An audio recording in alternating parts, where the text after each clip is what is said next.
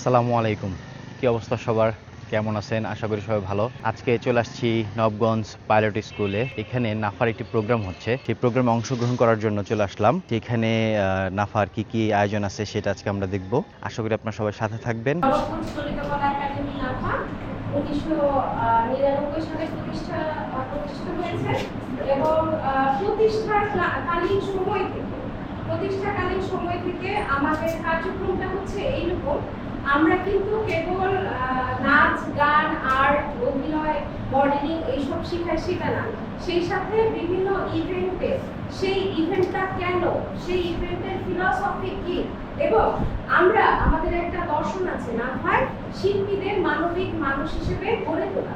আমাদের প্রথম শিক্ষক মাকে রেকগনাইজেশন দেওয়া, মাকে সম্মান দেওয়া আমাদের একদিনের জন্য না, সেটা প্রতিদিনের জন্য। সবাইকে মা দিবসের শুভেচ্ছা জানাচ্ছি। আমি নাফার সাধারণ সম্পাদক সাইমা রহমান।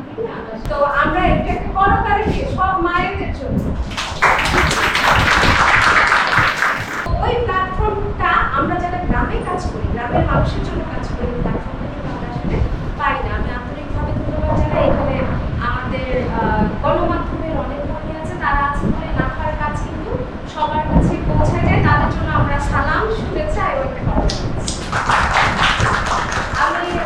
আমরা মা সম্বন্ধে আজকের যে আয়োজনটা অত্যন্ত সুন্দর, মায়েদের যে আয়োজন করা হয়েছে, সম্মাননাটা একটা মাকে অবশ্যই প্রত্যেক মাকে আমরা চাই যে ভবিষ্যতে মায়েরা তাদের সন্তানকে আরো বেশি গুরুত্ব সহকারে শুরু করলাম। এর আগে ওই সম্মাননা দেওয়া হয়েছে এবং আমাদের প্রাক্তন ছাত্রীদের মধ্য থেকে একজনের মাকে আমরা সম্মাননা দেবো। ওইরকমই আমাদের পরিকল্পনা আছে, উপস্থিতি রয়েছে। আচ্ছা, আমি শারিয়া আফরিন সোমা এবং তার সন্তানদের ক্রেস্ট গ্রহণ করার জন্য আমন্ত্রণ জানাচ্ছি। আমরা একটু করতালি দেই, ছোট ছোট বেবি হাসি দাও, সামনে তাকিয়ে হাসি দাও। হ্যাঁ,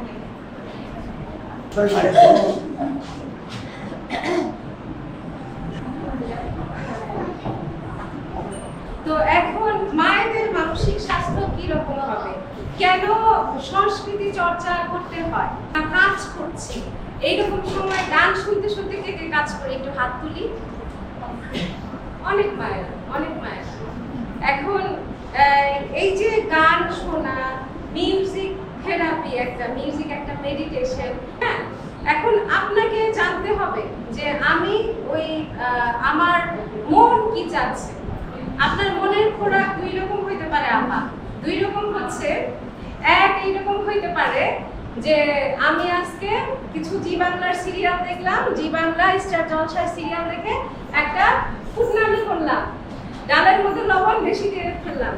আবার এরকম হইতে পারে যে আমরা ভালো ভালো কি কাজ করা যায় সেটা করলাম এবং বাচ্চাদের কিছু কাজ শিখালাম। যেমন বাচ্চা আমার সাথে কাজ করতেছে, সেটা কিন্তু বাচ্চাকে দিয়ে আমি খাটাইতেছি সেটা না, বাচ্চাকে দিয়ে আমি বাচ্চাকে তৈরি করতেছি।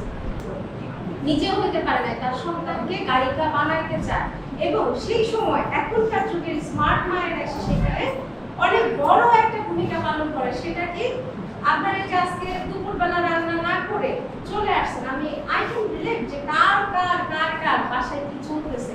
মায়েরা কি আছে, মেয়ের মায়েরা হাত তুলেন। এই যে এই দিদিরা আপনারা, হ্যাঁ আপনি মেয়ে রাখে দিবেন ঘরের ভিতরে, প্রাইভেট দেখা করে না কি করবেন বলেন?